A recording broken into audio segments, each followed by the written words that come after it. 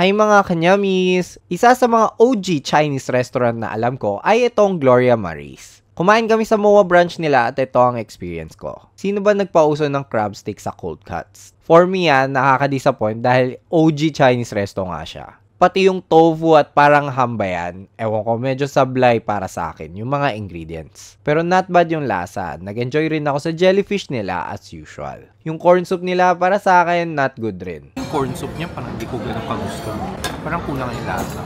Nag-order rin kami ng beef ho fan, hot prawn salad, radish cake na may bean sprouts, sweet and sour pork, beef broccoli, salt and pepper squid, at Gloria Marie's fried rice. Yung sweet and sour pork lang ang hindi ko nagustuhan sa mga sinabi ko. Medyo maasim-asim siya, tapos medyo weird din yung asim niya. Yung hot prawn salad, so-so lang. Malaki naman yung mga prawns. Masarap yung beef ho fan. Oily, pero ito yung classic beef ho fan taste na nakakain ko. Malambot pa yung beef.